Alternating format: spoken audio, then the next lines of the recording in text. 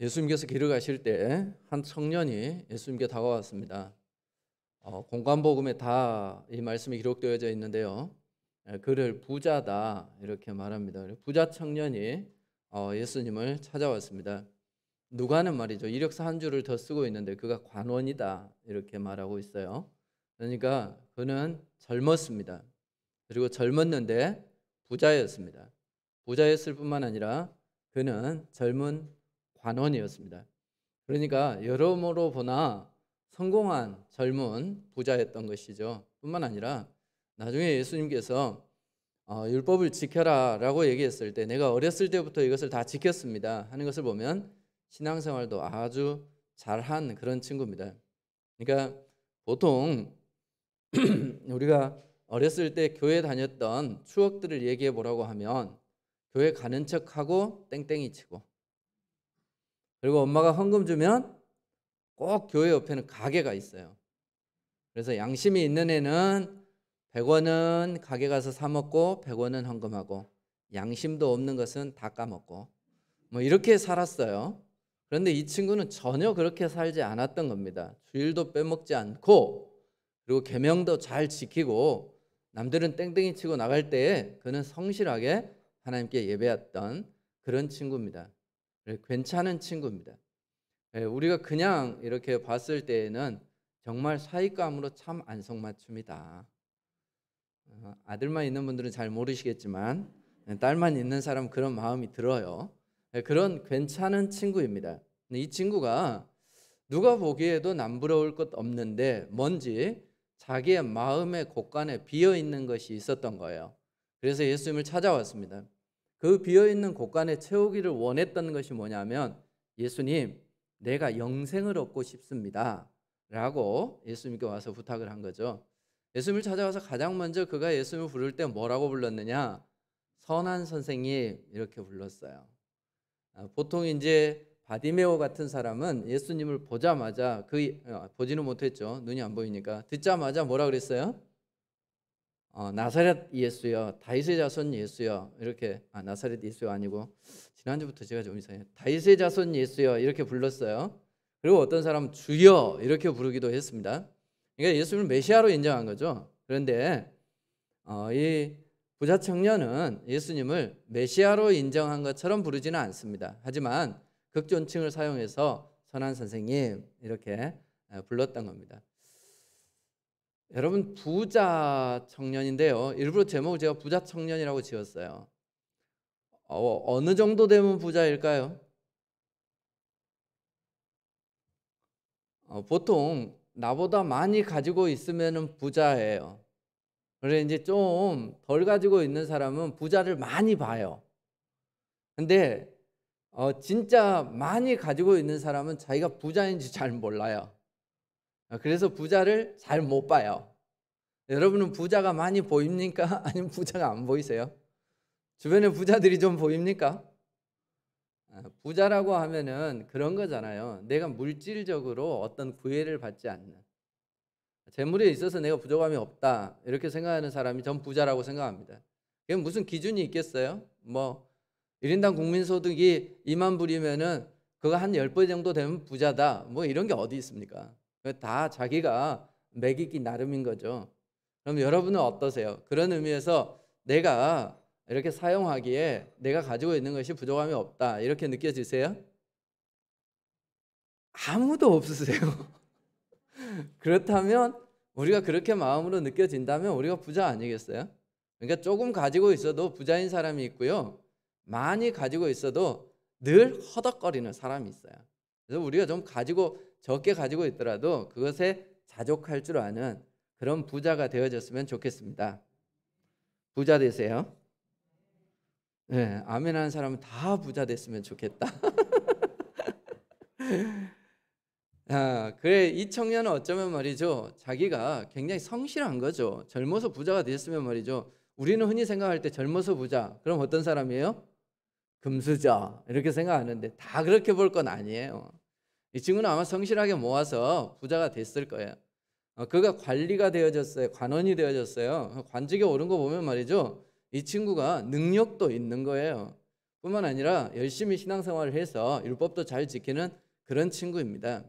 그러니까 아마 이 친구는 누가 가르쳐 주면 잘할 친구예요. 예. 이제 교회에서 이렇게 제자 훈련을 해보면 이런 사람이 좋아요. 예, 꼭 삐딱한 사람들이 있어요. 엉뚱한 소리 하고 그러면서 또 시킨 건 절대 안 해요. 고집이 있어가지고. 그런 사람은 별로 제자로서 재미가 없어. 그런데 이 친구가 예수님을 찾아왔어요. 제가 만약에 예수님이었다면 상당히 반가웠을 것 같아요. 야, 이게 인물이네. 이게 뭐 좀 되겠다. 이런 생각 들지 않겠어요? 그런데 이 친구가 어떤 마음으로 찾아왔겠어요? 예수님이 만약에 야, 이게 돈 좀 들어가는 거야. 그럼 제 돈 좀 있는데요. 이런 마음이 있었을 거예요. 야, 이게 조금 이게 힘을 써야 돼. 좀 이게 인내가 필요하고 노력이 필요해야 돼. 제가 성실하면 자신이 있습니다. 이렇게 얘기할 수 있는 친구예요. 그리고 야, 이게 좀 빽이 있어야 되는데 이렇게 얘기했다면 그래, 제가 좀 줄이 있습니다. 이렇게 얘기할 수 있는 친구예요. 그러니까 어쩌면 이 친구는 자기의 노력이나 방법을 사용해서 예수님이 어떤 방법을 제시하더라도 내가 영생 그거 꼭 한번 얻어보리라 이런 마음으로 예수님을 찾아왔을지 몰라요. 그런데 예수님께서 말이죠, 첫 마디부터 이 친구가 선한 선생님이여 내가 어떻게 해야 영생을 얻을 수 있겠습니까? 이렇게 얘기할 때 예수님의 첫 마디가 뭐였어요? 왜 나를 선하다고 하느냐? 선한 분은 하나님 외에 한 분도 없다. 이렇게 말씀하신 거죠. 뭔가 말이죠, 자기가 지금 생각하고 있는 것과 예수님이 대답하시고자 하는 게 좀 안 맞다 이런 느낌이 이 친구가 아마 들었을 겁니다. 우리는 종종 말이죠, 어떤 삶의 문제들이 있을 때 하나님을 찾아와서 그렇게 얘기합니다. 하나님 방법을 알려주세요. 방법을 알려주시면 제가 어떻게 한번 해보겠습니다. 40일 금식 기도하라면 그까짓 거 뭐 굶어보죠. 예. 네가 가지고 있는 것으로 누구를 도와주라 그럼 제가 한번 도와줘 보죠. 뭘 이렇게 어떤 일을 해라 그럼 제가 한번 해보죠. 그래서 하나님께서 뭔 방법을 제시해 주면 제가 한번 해보겠습니다. 이런 마음으로 오는데 실제로 하나님께서 우리에게 어떤 감동을 주실 때 그대로 살아가는 경우가 흔치 않습니다.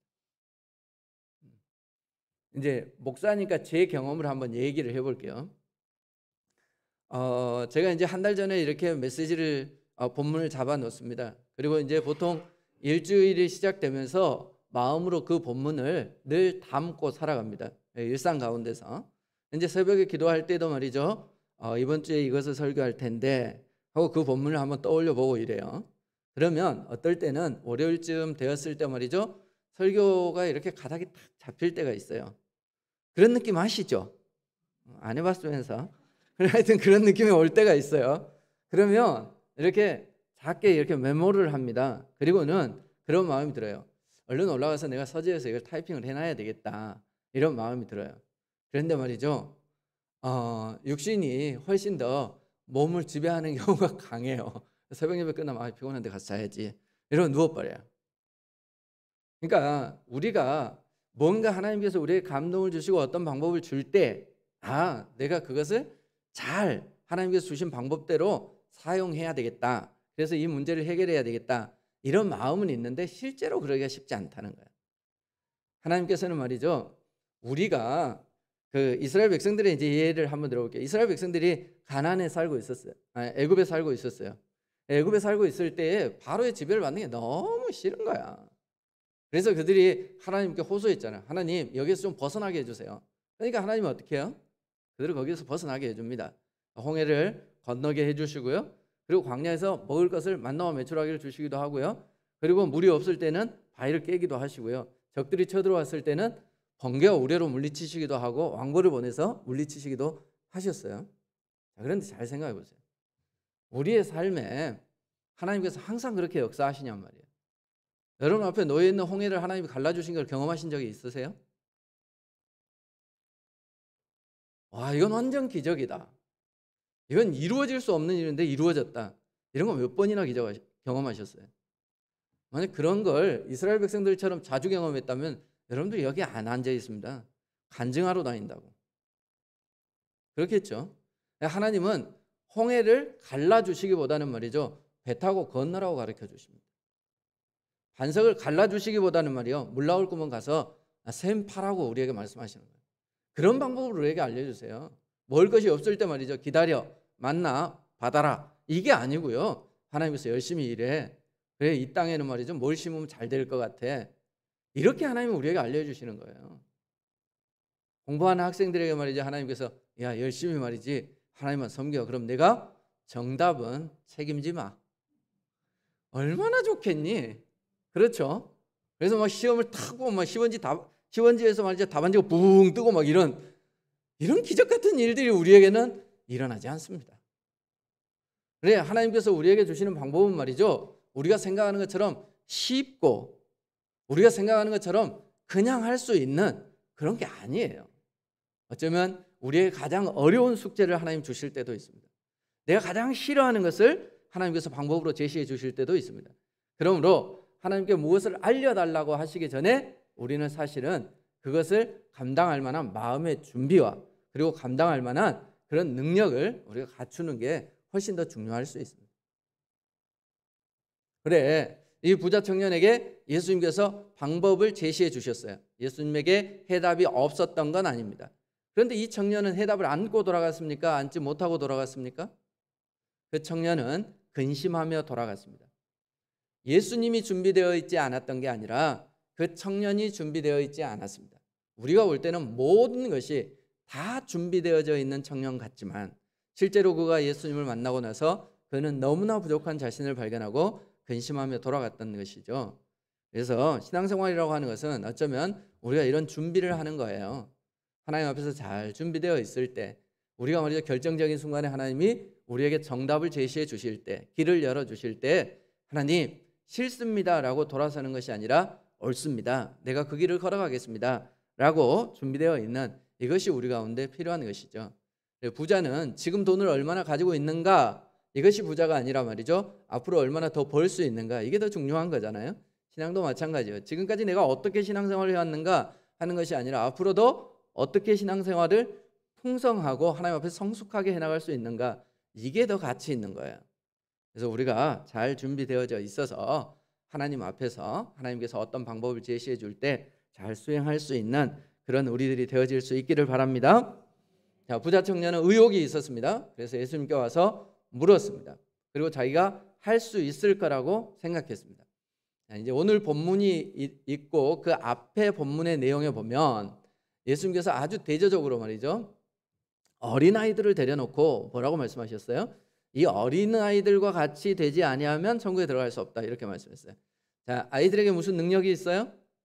어떤 지위가 있어요? 애들이 무슨 돈이 있어요? 아무것도 없어요. 그러니까 우리가 볼 때는 어린아이들이 천국에 들어가기가 말이죠. 전혀 자격이 없는 것 같아요. 근데 이 부자 청년은요. 성실함이 있어요. 그래서 부유해요. 그리고 열심히 노력해요. 그래서 좋은 그 관직에도 올랐어요. 뿐만 아니라 그는 계명과 율법도 잘 지켜요. 자, 누가 천국에 더 가까운 것 같아요? 교회 안에서도 여러분 한번 생각해 보세요.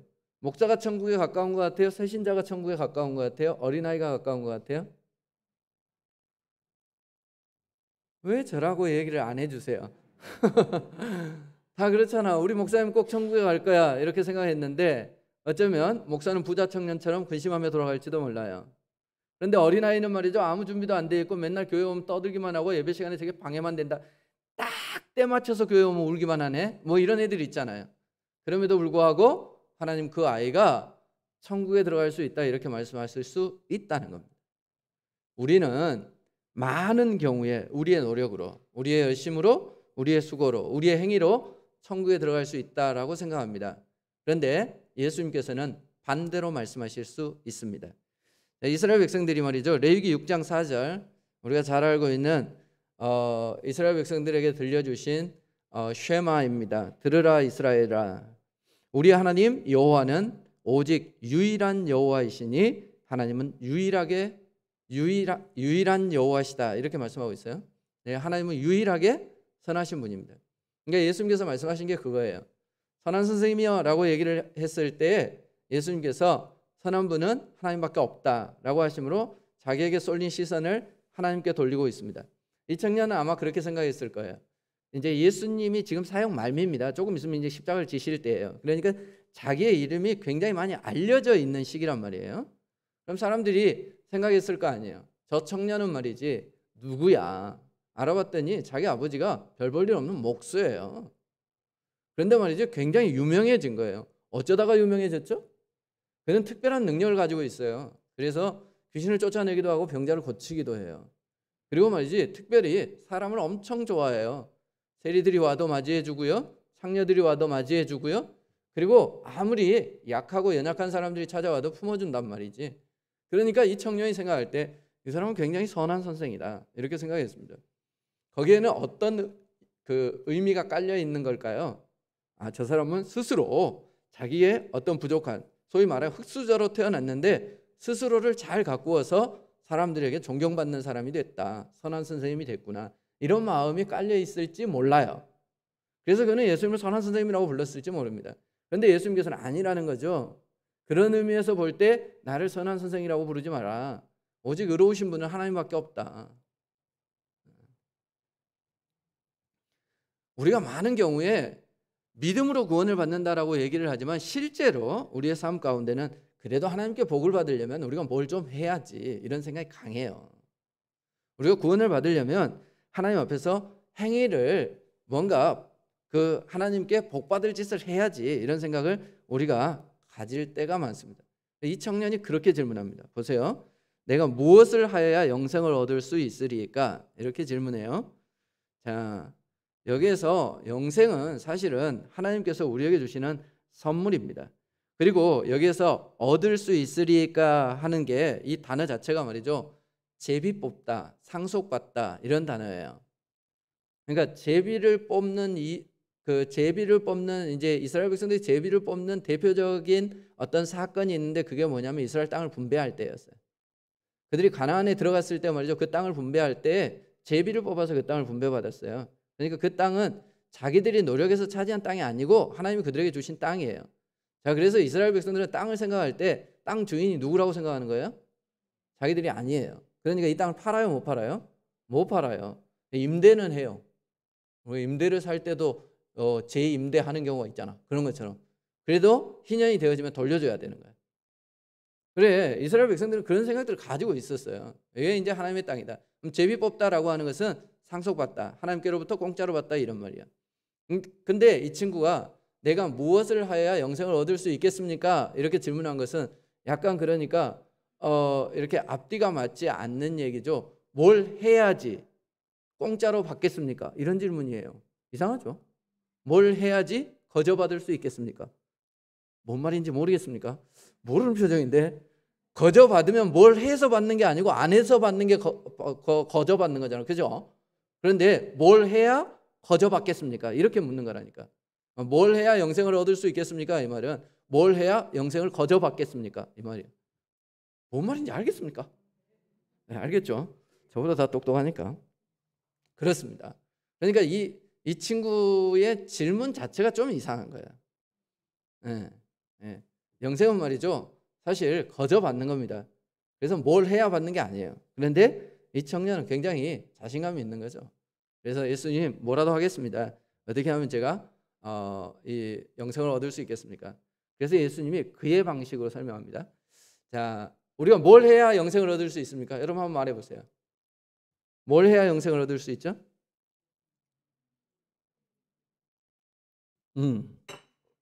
그래요. 그거예요. 그렇죠? 네. 사도 바울이 빌립보 관수에게 얘기했던 것처럼 말이죠. 사도행전 16장 31절에 나와 있는 것처럼 주 예수를 믿으라. 그리하면 너와 내 집이 구원을 얻으리라. 뭘 하면 구원을 얻는다고요? 예수님을 믿으면. 요한복음 1장 12절에 영접하는 자 곧 그 이름을 믿는 자마다 하나님의 자녀가 되는 권세를 주셨으니. 어떤 사람이요? 영접하는 자. 네. 그리고 요한복음 3장 16절에 잘 알고 계시죠? 하나님이 세상을 이처럼 사랑하사 독생자를 주셨으니 이는 저를 믿는 자마다, 믿는 자가 구원을 얻는 거예요. 하박국 2장 4절에는 뭐라 그래요? 오직 의인은 믿음으로 말미암아 살리라. 사도행전 2장 21절에는 뭐라고 말씀해요? 주 예수의 이름을 부르는 자마다 구원을 얻으리로다. 다 뭐라고 얘기를 해요? 믿음으로 구원을 받는다, 이렇게 얘기를 해요. 자, 그럼 예수님의 답변이 뭐가 돼야 되겠습니까? 어떻게 하여야 영생을 얻을 수 있겠습니까? 그럼 예수님이 한마디로 답변하면 돼요. 어떻게? 나를 믿어라. 이러면 되는 거지. 근데 예수님 뭐라고 말씀하셨어요? 살인하지 말라, 간음하지 말라, 도적질하지 말라, 거짓 증언하지 말라, 내 부모를 공경하라 이렇게 말씀하셨단 말이야. 자, 여기 이거는 어디에 나오는 거죠? 십계명에 나오는 거예요. 십계명은 말이죠, 율법사들이 아는 것처럼 1계명부터 4계명까지는 하나님을 사랑하는 것이고요, 5계명부터 10계명까지는 이웃을 내 자신과 같이 사랑하라라고 하는 규정이에요. 그런데 하나님을 사랑하라 이 부분은 똑 빼먹고 하나님께서 뭐만 말씀하세요? 이 친구에게 뭐가 부족했던 거예요? 이웃 사랑하는 게 부족했던 거죠. 정말 훌륭한 의사는 어떤 의사예요? 사람이 와서 얘기를 해요. 제가 말이지 하루에 몇 시간씩 운동을 해요. 제가 얼마나 운동을 잘하는지 몰라요. 다른 사람들은 말이죠 따라오지도 못해요. 그래, 그렇게 열심히 운동을 하는데 아파요. 아프니까 의사 선생님을 찾아왔지. 그럼 의사 선생님이 보고 얘기를 해줘야 돼요. 당신은 운동은 잘하는데 술을 열심히 드시는군요. 간이 망가졌어요. 이게 진짜 훌륭한 의사예요. 그가 아픈 부위를 얘기해줘야 되는 거예요. 그러니까 당신은 차라리 운동을 좀 줄이고 술도 줄이세요. 이렇게 얘기를 해야 되는 거지. 그런데 말이지 모르는 사람은 어때요? 운동을 열심히 하면 될 건데 좀 더 열심히 해보시죠. 이렇게. 그러면 간에 더 무리가 가는 거죠. 그러니까 모르는 사람은 그렇게 얘기하는 거예요. 근데 예수님께서 보실 때 말이죠, 이 친구가 믿음을 가져라 이러면 저 믿음도 있는데요. 충분히 이럴 수 있는 친구예요. 그래서 예수님께서는 어쩌면 그에게 말이죠, 네가 이웃을 사랑하는 걸 한번 배워봐라. 그는 스스로 부자라고 생각했지만 예수님이 볼 때는 그가 부자가 아니다 이렇게 생각하신 거죠. 유대인들은 그렇게 배워왔습니다. 레위기 18장 5절에 보면 너희는 내 규례와 법도를 지키라. 사람이 이를 행하면 그로 말미암아 살리라. 하나님의 규례와 법도를 지켜야 그것 때문에 그들이 산다 이렇게 생각했습니다. 그래서 그들은 하나님의 율례와 규례를 지키려고 노력했습니다. 그것이 영생을 얻는 길이라고 생각했어요. 근데 이 친구가 그렇게 살아왔어요. 그런데 거기에도 뭔가 허전함이 느껴진 거죠. 그래서 예수님을 찾아왔어요. 그런데 예수님도 여전히 규례와 법도를 지켜라 이렇게 말씀합니다. 예수님이 말이죠, 우리가 살펴봤던 것처럼 마태복음 5장에도 똑같이 말씀하세요. 예수님께서 말씀하시기를 이제 5장 19절에 보면 이렇게 되어 있어요. 이 계명 중에 지극히 작은 것 하나라도 버리거나 혹은 그렇게 가르치는 자는 천국에서 작다 일컬음을 받을 것이며. 그러니까 아무리 작은 계명이라도 너희들이 작다 이렇게 생각하고 안 지키면 안 된다. 그 유대인들이 이제 제일 작다고 여겼던 계명이 뭐라고 그랬다고 제가 가르쳐 드렸는데 뭐라 그랬어요? 기억 잘 안 나시죠? 이제 모르면 그러니까 우리가 써놓고 막 이래야 되는데 쓰지도 않아. 그러면 기억도 안 해버려. 중요한 게 아니기 때문에 그래요. 어쨌든 신명기 22장 6절에 보면 어떤 규례가 나와 있냐면 말이죠, 어미새를 잡을 때 새끼새와 함께 잡지 마라 이런 규례가 있어요. 들어보셨나요? 오, 감사합니다. 들어보셨죠? 새 잡으러 갈 때 말이죠, 잘 싸야 돼. 잘못하면 두 마리를 말이죠 같이 잡아버리면 안 돼요. 그래, 일석이조가 되면 안 된다 그 말이요. 근데 이런 규례는 별로 뭐 그렇게 큰 규례가 아니다, 작은 계명이다 이렇게 생각했어요. 그런데 율법학자들도 그렇고 랍비들도 말이죠, 이것조차도 지켜야 된다 이렇게 가르쳤는데 예수님도 똑같았습니다. 너희들이 작은 계명이라고 해서 그것을 버리거나 혹은 그렇게 해도 된다라고 가르치는 사람이 있다면 천국에서 작은 자다 이렇게 말씀하셨어요. 그리고 5장 17절에 보면 뭐라고 말씀해요? 나는 율법을 폐하러 온 것이 아니라 율법을 완전하게 하려 왔다 이렇게 말씀하신단 말이에요. 예수님이 율법을 지키는 게 맞다 이렇게 가르치셨습니다. 자, 그런데 이 율법의 핵심이 무엇인가 하는 것에 대해서는 사람들이 좀 잘 이해를 못했어요. 지혜로운 율법학자가 예수님께 질문하고 스스로 대답했던 것처럼 말이죠, 율법의 핵심은 뭐냐면 하나님을 사랑하고 이웃을 자신과 같이 사랑하는 것입니다. 그런데 이 청년은 말이죠, 율법을 지켰다라고 얘기를 하지만 실제로 그는 그 이웃을 자신과 같이 사랑하지 않았습니다. 부자가 있습니다. 이 부자가 말이죠, 자기만 잘 먹고 잘 살아요. 그럼 자기의 재물로 몇 명을 부자를 만든 거예요? 한 명을 부자로 만든 거예요.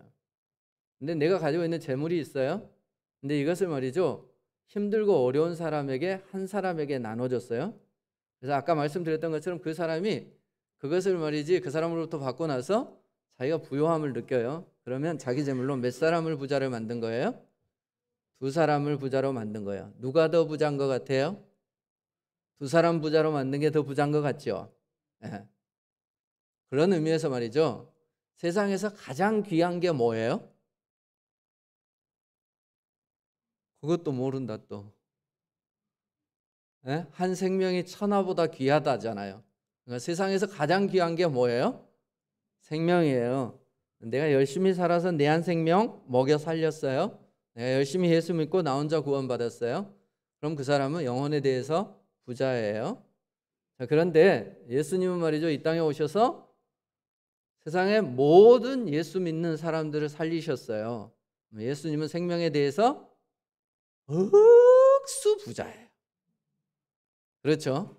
내가 가지고 있는 것을 나만을 위해서 사용하는 사람, 그 사람은 과연 부자인가? 오늘 이 부자 청년 과연 부자일까요? 아닐까요? 예수님께서 단지 그에게 이렇게 말씀하셨을 뿐입니다. 이제 우리가 읽은 말씀을 한번 보도록 하겠습니다. 마가복음 10장입니다. 본문을 한번 보세요. 21절 같이 한번 읽어보도록 하겠습니다. 시작.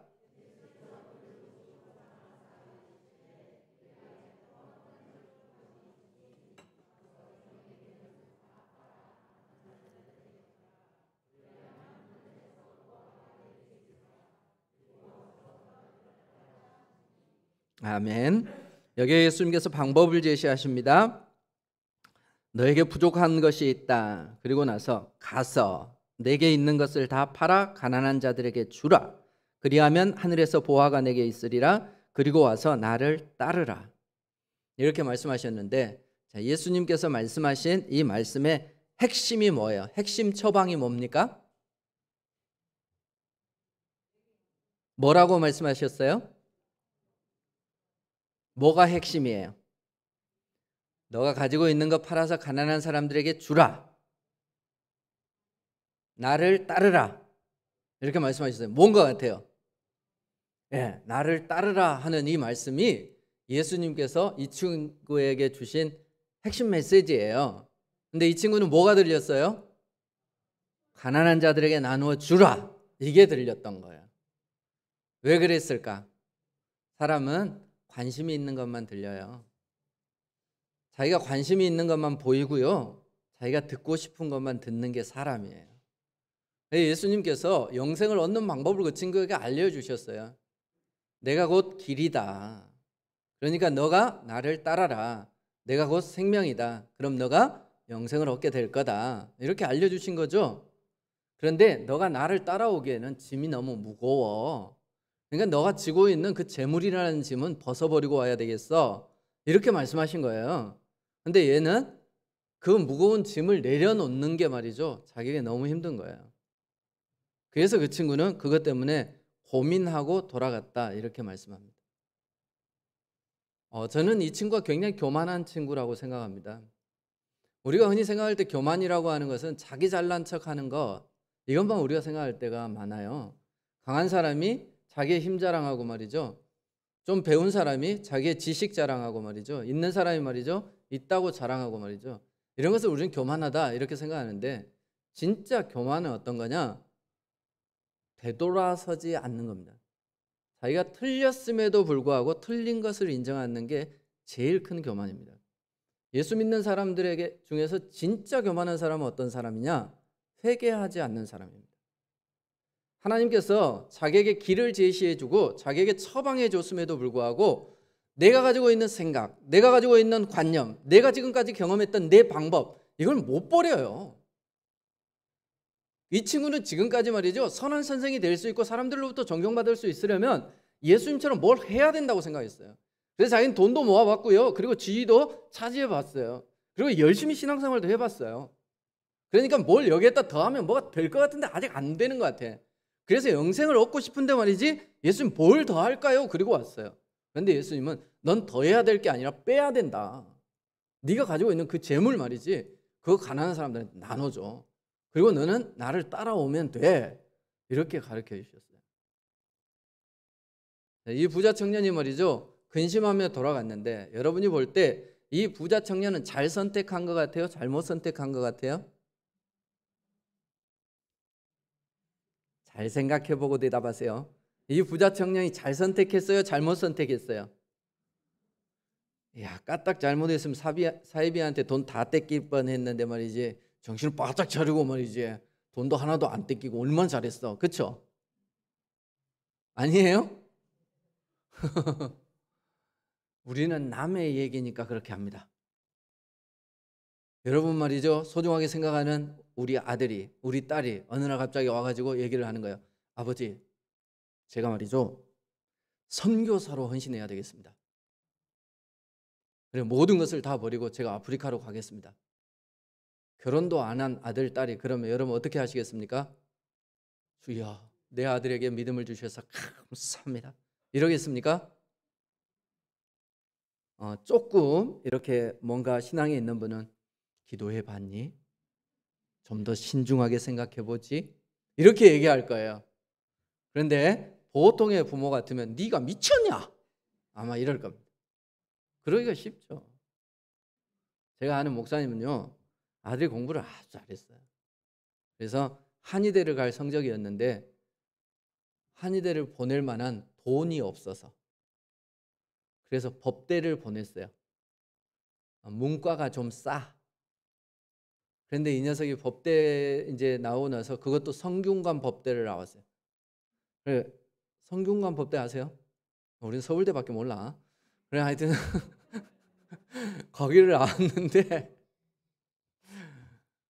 얘가 졸업할 때쯤 돼서 말이죠, 아버지는 잔뜩 기대했답니다. 그래, 우리 집안에 그래도 사자 돌림 하나 나오겠구나 이렇게 생각했답니다. 늘 학교 다닐 때 공부를 그리 잘했다네.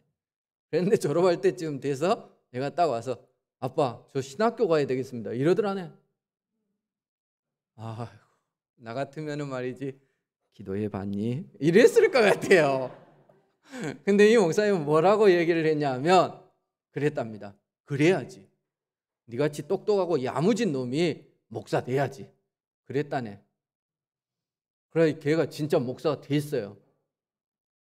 요즘 가서 물어봤더니 조금 서운하다대. 여러분, 이런 결단을 하기가 사실 쉽지 않아요. 단순한 거죠. 모든 재물을 다 버리라는 것도 아니에요. 잘 나가는 네 아들이 말이지, 하나님을 위해서 헌신할 수 있겠니?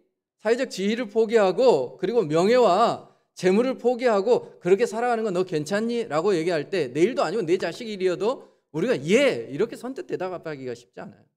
근데 진짜 말이죠, 내가 가지고 있는 재산을 하나님 앞에 다 드리고 너가 나를 따라와라 이렇게 하면 여러분 하시겠어요?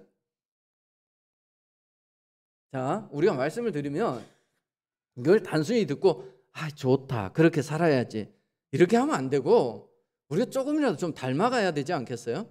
그래서 제가 여러분에게 한번 도전해 볼게요. 여러분 한번 생각해 봐요. 여러분 재산이 얼마나 되는지 한번 추정을 해보세요. 자, 그것을 하나님 앞에 다 가난한 사람들에게 나누어주고 너가 나를 위해서 헌신할 수 있겠니? 라고 하면 여러분 그거 다 가난한 사람들에게 나눠주고 하나님 앞에 헌신할 수 있겠어요? 안 되는 거지. 이거는 절대 안 되는 거지. 저도 그렇게 생각해요.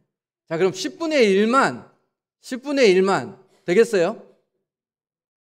그것도 좀 힘들죠. 10억인데 내 재산이 10억이야. 그러면 1억.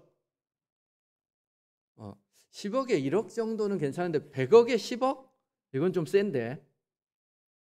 그러면은 10분의 1은 안 되면 100분의 1, 1000만 원. 100분의 1은 안 되면 1000분의 1, 100만 원. 아무런 이유 없이 나와 상관없는데 그 사람을 위해서 여러분 100만 원 쓸 수 있겠어요? 이번 주에 한번 해보세요. 이게 쉽지 않습니다.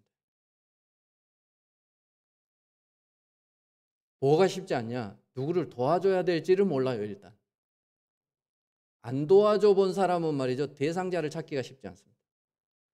그런 사람은 가지고 오세요. 제가 대신 도와줄게요. 그래서 다음 주에 헌금할 때 구제라고 써놓으면 그것은 우리가 헌금함에 안 넣고 고스란히 이렇게 쓰도록 하겠습니다. 갈등 생기죠? 이 정도만 해도 우리는 갈등이 생기는 겁니다. 그런데 이 부자 청년을 우리가 말이죠, 돌아가는 부자 청년의 뒤통수를 향해서 아이고 저건 천국에 못 들어가, 부자가 어떻게 천국에 들어가? 낙타가 바늘귀로 들어가는 것보다 힘들지. 예수님이 그랬잖아. 이렇게 말할 자격이 우리에게 있냐는 얘기예요.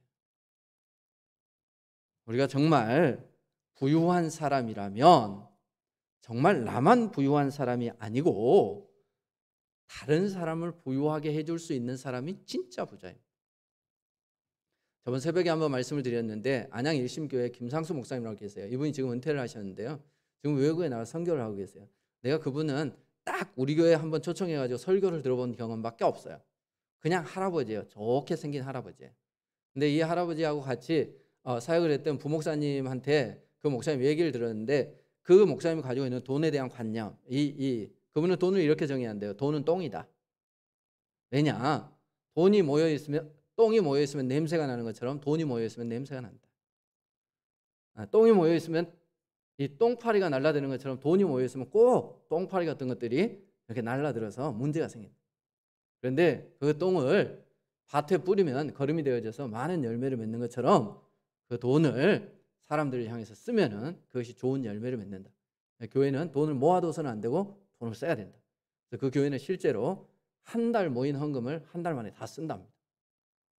그럼 그 교회는 거지가 돼야 되는데 아주 잘 성장하는 교회가 됐어요. 그럼 나눔이죠. 예수님께서는 사실은 율법을 말씀하셨어요. 그런데 그 안에는 뭐가 들어있어요? 믿음이 담겨 있어요. 어떤 믿음이에요?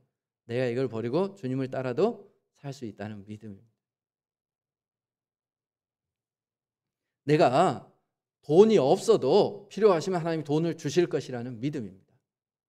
내가 건강을 주를 위해서 사용해서 건강이 망가지더라도 건강이 또다시 필요하다면 하나님이 주실 것이라는 믿음입니다. 내가 능력이 부족한데도 열심히 주님께서 하시고자 하는 일들을 행할 때 하나님께서 나에게 더 큰 능력을 주실 것이라는 믿음이죠. 모든 것을 다 내려놓을 수 있는 사람은 그만큼 자신감이 있는 사람입니다. 자신이 없는 사람은 아무것도 내려놓을 수 없습니다. 요즘 보면은 이제 텔레비전 프로 가운데 그런 거 있더라고요. 이렇게 어떤 그 운동의 뭐 레전드였던 사람들, 이런 사람들을 찾아가 가지고 그 사람들에게 뭘 배우는 이런 프로그램이 있어요. 보니까 요즘 이용대한테 뭘 배드민턴 배우는 그거 혹시 보셨어요? 네. 텔레비전 전혀 안 보시는군요.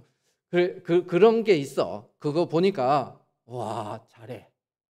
나는 이용대가 다른 나라 국가대표 선수들하고 싸울 때 실수하고 이러면 저것도 못 받고 또 졌네 막 이랬거든요.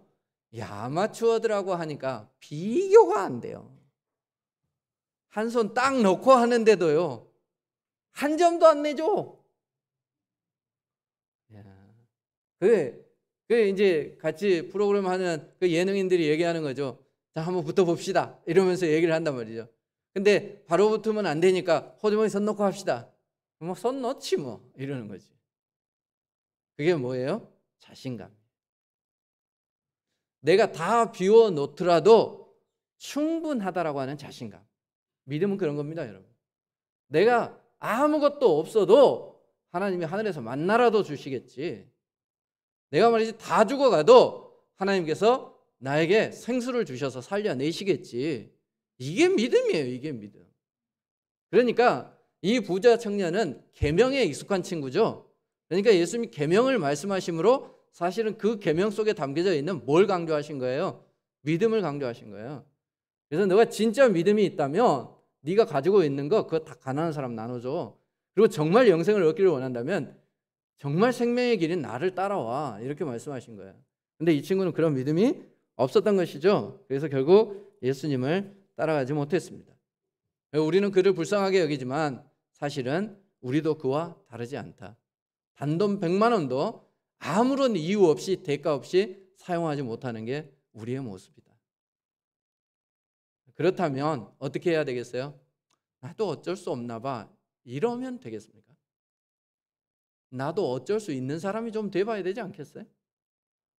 내가 주님을 위해서, 내가 주님을 따라가는 사람이라면 정말 뭐 교회에서 힘들고 어려운 사람 이게 아니고 정말 아무 상관이 없는 사람, 교회도 다니지 않는 사람, 오히려 나를 핍박하고 말이죠 힘들게 하는 사람, 그 사람을 위해서도 사랑을 베풀 수 있다면 이게 진짜 사랑 아니에요? 누가 그럴 수 있어요? 하나님이 나와 함께 하신다는 믿음이 있는 사람이 가능한 사람입니다. 진짜 신앙의 부자는 어떤 사람? 내가 지금까지 옳다라고 생각했던 내 생각, 내가 옳다라고 생각했던 내 신념, 내가 옳다라고 생각했던 내 방법, 이것을 말이지 하나님께서 아니야, 그거 너가 가지고 있었던 거 다 내려놔 라고 얘기할 때 회개하고 돌이킬 수 있는 사람. 그래서 하나님께서 우리에게 길을 제시해 줄 때 그 길을 걸어갈 수 있는 사람입니다. 참 재밌는 것은 하나님은 우리에게 말이죠, 물질이 주인이 되라고 물질을 우리에게 허락해 줬는데, 물질이 쌓이면 쌓일수록 사람들은 희한하게 물질의 주인이 되기보다는 노예가 되는 경우가 많습니다. 그렇다면 우리가 그것을 치워야죠. 잘 한번 생각해 보세요. 여러분은 물질에 부유하십니까? 여러분 성공의 부자 되셨습니까? 여러분은 믿음에 대해서 부자가 되셨습니까?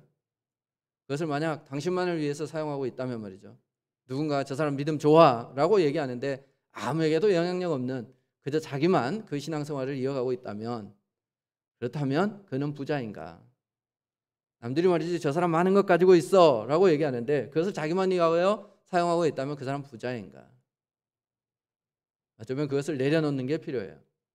보니까 그래요. 믿음이 좋은 사람 가운데 말이죠, 몸이 아프면 오히려 내가 몸이 아프니까 이 생명 다하기 전에 내가 하나님께 더 열심히 기도해야 되겠다, 복음 전하는 일에 힘써야 되겠다, 이런 사람이 있어요. 근데 말이죠, 몸이 아프니까 쉬어야지, 이런 사람이 있어요. 어떤 사람이 진짜 부자일까요?